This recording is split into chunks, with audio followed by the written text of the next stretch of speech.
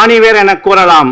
ஒரு மரத்திற்கு ஆணிவேர் வெளியே தெரியாது, அதுபோல இவரின் உழைப்பு யாருக்கும் தெரியாது. நான் தான் கடைசி. அது கடைசியில் பேசலான்னா, நேற்று இங்கே ஒரு பணிவிடை பாராட்டு சிவில் துறையில் டைம் ஆகிக்கிட்டே இருக்குது. கடைசியில் சலீம் சார் இந்த டைமுக்கு தான் வராரு. கவர்ச்சி பேச்சாளர்கள் யாரும் இல்லையே, எப்படி கட்டுப்படுவாங்க, எல்லாம் எப்படி இருப்பாங்க, 5:45 எல்லாம் கிளம்புவாங்களேன்னாங்க. தெரியல கவர்ச்சி பேச்சாளர்கள் இருக்கிறாங்களா இல்லையான்னு. எப்படி நீங்கள் ஏற்புரை கேட்கணும். நானும் கம்முனே இருந்தேன். சரி ஸ்டாண்டில் தான் ஓடிட்டுருக்குது, யாரும் பார்த்துருக்க மாட்டாங்க அப்படின்னு. இந்த நூலை பெற்றுக்கொண்டு சிறப்புரை அப்படின்னு தான் இருக்குது சீக்வன்ஸில். இந்த நூலை பெற்றுக்கொண்டு சிறப்புரை வேறு ஆற்றணும். அதை குணசேகரன் சார் நினைவுபடுத்தி விட்டு சென்று விட்டார். இதில் என்ன சிக்கல், சட்ட சிக்கல்னாக்கா, என்னை காத்தால ஆனந்தும் சீனியராகவும் பார்க்கும்போது டிஎம் தரவாக படிச்சிட்டார் சார் சண்டே அப்படின்றாங்க. நான் புக்கு எனக்கு கொடுத்து 2 வாரம் ஆச்சு. நானும் 64 பக்கம் இருக்கிறத புரட்டி பார்த்துட்டேன், வழியே படிக்கலை. எப்பயும் போல் படிக்கலை. இந்த படிக்கிற பழக்கம்லாம் ரொம்ப காலத்துக்கு முன்னாடியே முடிஞ்சிருச்சு. அந்த அன்பழகனோட அந்த ஃபேர்வெல்லையும் நான் சொல்லிட்டேன், அவர் படிங்கன்னாங்க, படிக்காதீங்கன்னு. ஏன்னா நாம் அந்த சிவில் சர்வீஸ் படித்த காலத்தில் 20 மணி நேரம் படிச்சிருக்கிறோம். வெறும் 4 மணி நேரம் தான் தூக்கம் இருக்கும். 4 பேப்பர் படிப்போம். இப்போ ஆசைக்கு 3 பேப்பர் வாங்கிட்டு இருக்கிறோம். அதுக்கே வீட்டில் திட்டு வாங்கிட்டு இருக்கிறோம். இதெல்லாம் எங்கே முடியும்னு தெரியல. இருந்தாலும் இன்னும் 2 வருட காலங்கள், அதுக்கப்புறம் தெரியல, நம்ம படிப்போம் அப்படின்னு. இந்த விழாவில் இது புத்தக வெளியீட்டு விழா மற்றும் நம்ம சீனியர் அவர்களின் பிரிவு உபச்சார விழா. இந்த மாத இறுதியில் அவர் வயது மூப்பின் காரணமாக பணிவிடை பெறுகிறார். அவர் ஏனோ என்னமோ நாம் அப்போ தான் ஆச்சரியப்பட்டோம். எல்லாருமே உறவினரோடு வருவாங்க. அன்பழகன் 6 ரோ ஃபில் பண்ணார். இவர் தனியாளாக நின்று பண்ணிகிட்ருக்கிறாரு. அது என்னன்னு தெரியல. இனிவே நீங்கள் 30ஆம் தேதி சேர்மன் ஃபங்க்ஷனுக்கு ஃபேமிலியோடு வருவீங்கன்னு நினைக்கிறேன். உங்களை பற்றி எல்லாரும் பேசிவிட்டார்கள். இந்த உங்களோட எழுத்து பணி, இந்த தமிழ் பணி, இது எல்லாமே. ஆனால் எனக்கு என்ன நினைவு வருது அப்படின்னா, நீங்கள் இந்த டாக் லேபர் போர்டு தனித்து இயங்கி இருந்தால் 2016 எங்கள் ஐயா வையாபுரி சார் ஒரு ரெவ்யூ மீட்டிங் எடுக்கும்போது நான் டெப்டி சேர்மன்னார். இன்னும் நாங்கள் அதை அப்படி தான் பார்த்துட்ருக்குறோம். இந்த டாக் லேபர் போர்டு தனியாக இருந்திருந்தால் இவர் தான் டெப்டி சேர்மன். கரெக்டுங்களா? அப்படி தான். ரைட். ஆனால் அதையெல்லாம் நம்ம இணைந்தோம். அப்புறம் இருந்தாலும் அந்த போர்ட்ரேஜ் அண்ட் சிஹெச்டி அப்படின்னது ஒரு அதிகாரிகள் போனாலும் எங்கள் பிரபாகர் சார், நம்ம டிஎம் சாரும் நிர்வகித்திருக்கிறார்கள். ஆனால் அதுக்குள்ளே இருக்கிற இன்ட்ரிகசிஸு இதெல்லாமே தெரிஞ்சுக்கிறது ஒரு பெரிய இது தான். ஏன்னா நானும் கண்ட்ரோலில் ஒர்க் பண்ணியிருக்கிறேன். நம்ம கேங்கு ஷோர் கேங்குனால் எப்போயுமே ஒரு 13 பேர் இருப்பாங்க. ஒரு மேஸ்திரி, மற்ற கேங் காம்போசிஷன் அப்படி தான் இருக்கும். ஆனால் டாக் லேபர் போர்டு மாத்திரம் அதுக்கு தனி. அது இன்னும் எனக்கு சீனியர்லாம் சொல்லியிருக்காங்க, எரா கேங்கு புறா கேங்லாம் இருந்திருக்கு சார் அப்படின்னு. அதெல்லாம் இன்னும் லிஸ்டட் கேங்கு அந்த மாதிரிலாம் இருந்திருக்கு அப்படின்னாங்க. அந்த காலகட்டங்களில் எப்படி இருந்திருக்கும், அதெல்லாம் எப்படி நிர்வகித்திருப்பீங்கன்னு தெரியும். இதையெல்லாம் ஒரு பக்கம் இருக்க, இதை இப்பயும் நிர்வாகத்தோடு இணைந்தோம். எல்லாம் அந்த லைன் ஐட்டம் பற்றி நடந்துகிட்ருக்குது. இந்த புத்தகத்தை பற்றி பேசணும் அப்படின்னா எல்லாருமே பேசிட்டாங்க. சரி, நம்மளுக்கு சிறப்புரைன்றதுனால இன்றைக்கி காத்தால உட்காந்து படிக்க ஆரம்பித்தேன். இந்த ராஜ்குமார் கூட என்னை கெடுத்துட்டார்.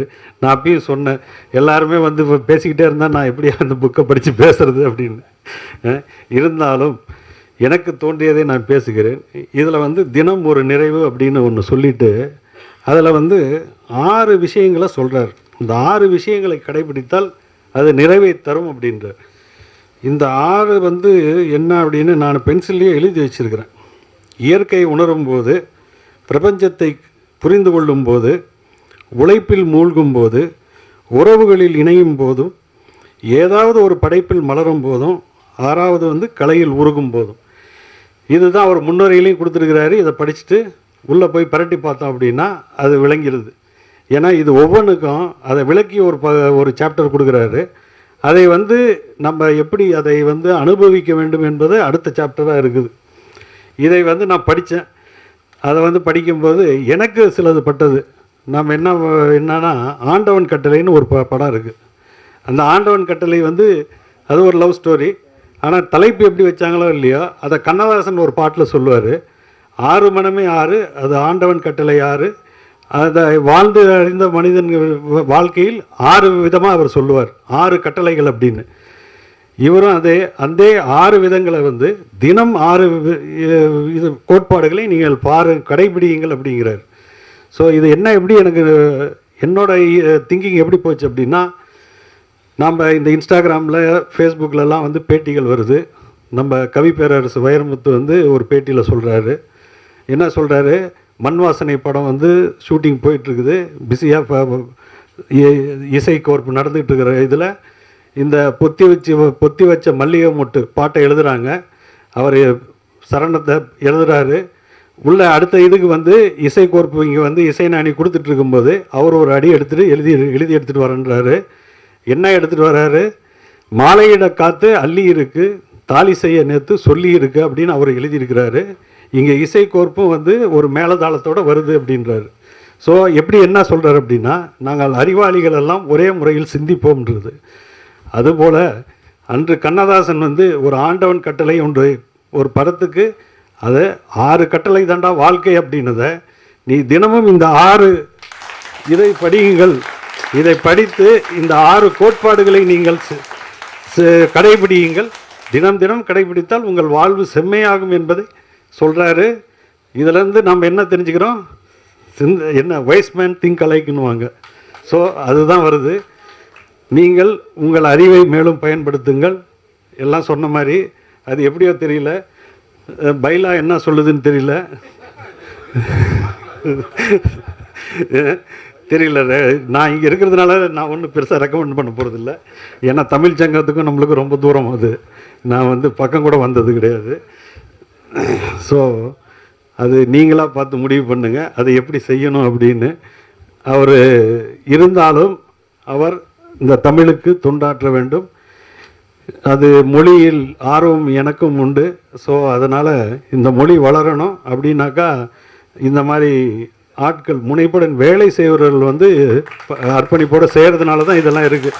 நம்மளாம் வெறும் மைக் கிடைச்சா மாத்திரம் தமிழ் பேசிட்டு போகிறது. அதனால் இப்படிப்பட்டவர்கள் இருக்க வேண்டும். நீண்ட ஆயுள், நல்ல வளம் எல்லாம் இருந்து இந்த தமிழ் தொண்டும் சேர்ந்து செய்ய வேண்டும் என்று வேண்டி விரும்பி விடைபெறுகிறேன். நன்றி, வணக்கம்.